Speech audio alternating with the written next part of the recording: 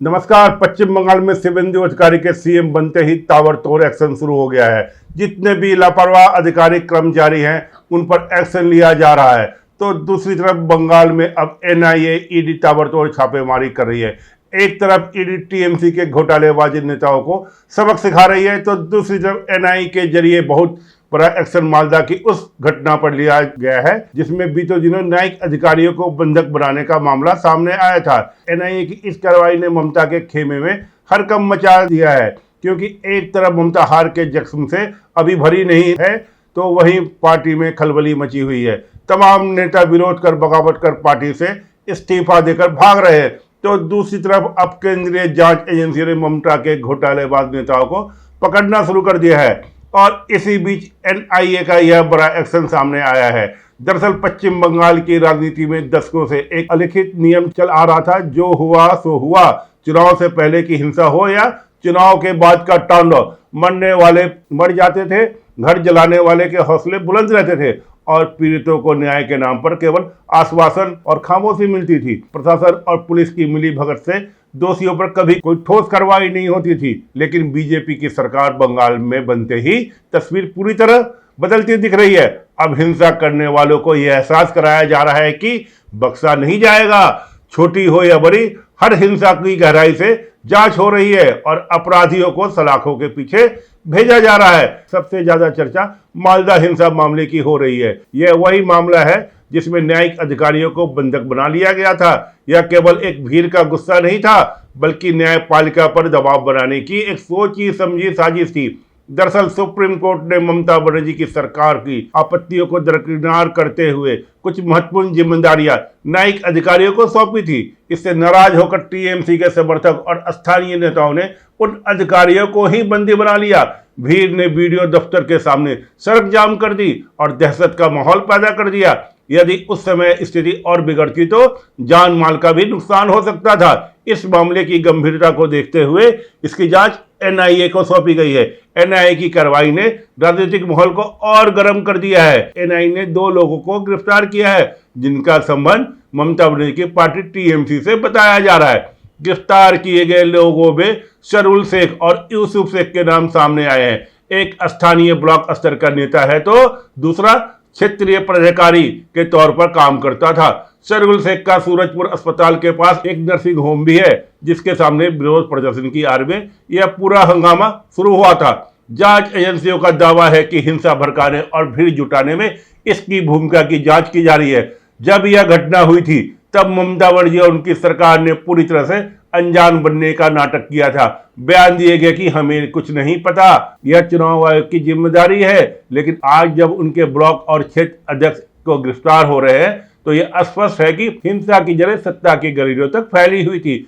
शुरुआत में एक एआईएमआईएम के समर्थक का नाम उछालकर मामले को भटकाने की कोशिश की गई थी, लेकिन एनआईए की जांच ने सच सामने ला दिया। एनआईए ने इससे पहले कई लोगों को पूछताछ के लिए नोटिस भेजे थे, लेकिन जांच एजेंसियों का कहना है कि कुछ लोग पूछताछ में शामिल होने नहीं पहुंचे। इसके बाद गिरफ्तारी की कार्रवाई की गई। अब यह मामला केवल स्थानीय हिंसा का नहीं, बल्कि संगठित राजनीतिक दबाव और प्रशासनिक तंत्र को प्रभावित करने की कोशिश के रूप में देखा जा रहा है। सुप्रीम कोर्ट के मुख्य न्यायाधीश ने इस मामले को बेहद कड़ा रुख अपनाया है। कोर्ट ने एनआईए को स्पष्ट आदेश दिया है कि मालदा मामले की पूरी जांच 2 महीने के अंदर पूरी हो जानी चाहिए। कोर्ट ने सवाल किया कि अगर किसी राज्य के न्यायिक अधिकारियों को ही बंधक बना लिया जाए तो वहां के आम नागरिकों की क्या हालत होगी। सुप्रीम कोर्ट ने इस अल्टीमेटम के बाद एनआईए ने अपनी धरपकड़ तेज कर दी। जिन 9 लोगों को पूछताछ के लिए नोटिस दिया गया था वे डर के मारे पेश नहीं हो रहे थे। उन्हें लगा था कि वे पुलिस से बचकर निकल जाएंगे, लेकिन एएनआई ने उन्हें खींच कर ले गई। अब जांच इस बात पर केंद्रित है कि इस पूरी साजिश की योजना कहां बनी, मुख्य आदेश कहां से आए। क्या सत्ता के शीर्ष जैसे अभिषेक बनर्जी या अन्य बड़े मंत्रियों की इसमें मूक सहमति थी। एक तरफ केंद्रीय एजेंसियां सक्रिय है तो दूसरी तरफ पश्चिम बंगाल के न्याय नेतृत्व में शुवेंदु अधिकारी लगातार बड़े बड़े फैसले ले रहे हैं। उन्होंने चुनाव से जुड़ी हिंसा के 1300 पुराने मामले को फिर से खोलने और उनकी गहन जांच के आदेश दिए हैं। उनका लक्ष्य साफ है, भयमुक्त बंगाल। उनका मानना है कि अपराधियों में डर तभी पैदा होगा जब उन्हें जेल का मुंह देखना पड़ेगा अब पुलिस का डंडा चलेगा। बीजेपी का वादा भय मुक्त चुनाव का है और इसके लिए अपराधियों का नेटवर्क ध्वस्त करना अनिवार्य है। वही केवल मालदा ही नहीं बल्कि चंद्रनाथ रथ मामले की जांच भी अब सीबीआई के पास चली गई है। इस मामले में 3 लोग पकड़े जा चुके हैं और उनसे पूछताछ जारी है।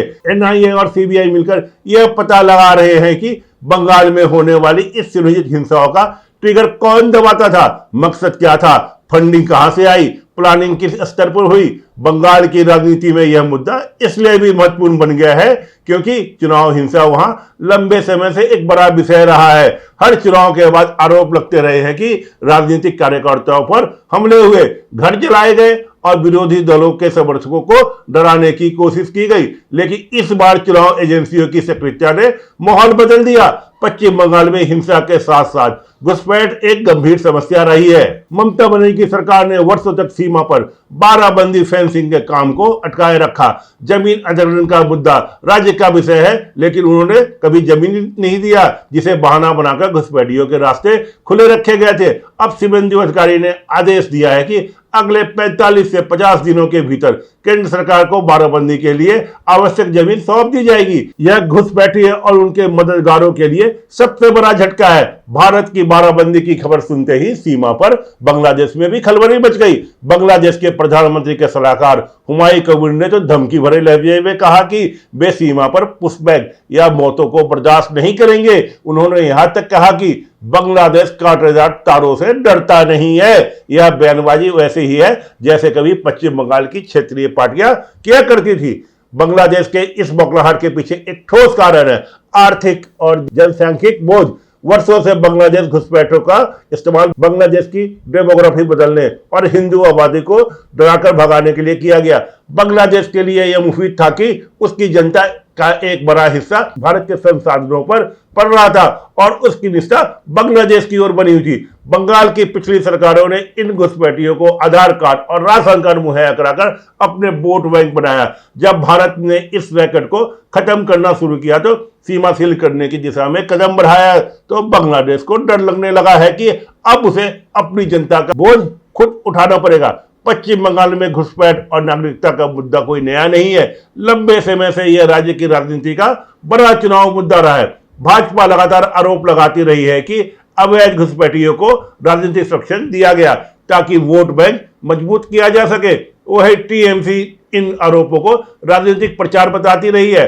अब जब जांच एजेंसियां सक्रिय है और सीमा सुरक्षा को लेकर शक्ति बढ़ाने की बात हो रही है तो इसका असर राजनीतिक समीकरण पर भी दिखाई दे रहा है। भाजपा इसे कानून व्यवस्था और राष्ट्रीय सुरक्षा से जोड़कर पेश कर रही है जबकि विपक्ष इसे राजनीतिक ध्रुवीकरण का प्रयास बता रहा है। वहीं आने वाले समय में बंगाल की राजनीति और ज्यादा आक्रामक हो सकती है क्योंकि एक तरफ जांच एजेंसियों की कार्रवाई बढ़ रही है और दूसरी तरफ राजनीतिक दल इसे अपने अपने तरीके से जनता के सामने रख रहे हैं। भाजपा इसे कानून व्यवस्था सुधारने और भय मुक्त बंगाल के अपने वादे से जोड़ रही है। वही टीएमसी इसे राजनीतिक बदले की कार्रवाई बता रही है। लेकिन एक बात साफ दिखाई दे रहा है कि इस बार चुनाव हिंसा के मामले को पहले की तरह नजरअंदाज नहीं किया जाएगा। जांच एजेंसियां लगातार कार्रवाई कर रही है, अदालतें समय सीमा तय कर रही है और राजनीतिक दल भी खुलकर एक दूसरे पर आरोप लगा रहे हैं। इससे पश्चिम बंगाल की राजनीति आने वाले महीनों में और ज्यादा गर्म रहने की संभावना है। अब सबकी नजर एनआईए और दूसरी जांच एजेंसियों की रिपोर्ट पर है। अगर जांच में बड़े राजनीतिक नाम सामने आते हैं तो इसका असर राज्य की राजनीति पर सीधा पड़ सकता है। वहीं अगर आरोप साबित नहीं होते हैं तो सत्ताधारी दल इसे अपने खिलाफ साजिश बताकर इसे आक्रामक रुख अपना सकता है। पश्चिम बंगाल अब उस दौर से बाहर निकल रहा है जहां अपराध को राजनीतिक संरक्षण प्राप्त था। एनआईए और शुभेंदु अधिकारी की जुगलबंदी ने राज्य में कानून शासन स्थापित करने की दिशा में मजबूत कदम उठाया है। मालदा के टीएमसी नेताओं की गिरफ्तारी केवल शुरुआत है। आने वाले 2 महीनों में एनआईए रिपोर्ट के कई बड़े बड़े चेहरे बेनकाब हो सकते हैं। बांग्लादेश की बयानबाजी और टीएमसी की छटपटाहट यह साबित करती है कि अब तीर सही निशाने पर लगा है। बंगाल की जनता जो वर्षों से डर के साए में थी अब न्याय की उम्मीद कर सकती है। अपराधियों को अब यह समझना होगा कि बंगाल अब उनका नहीं रहा बल्कि कानून का है। धन्यवाद। अभी के लिए इतना ही।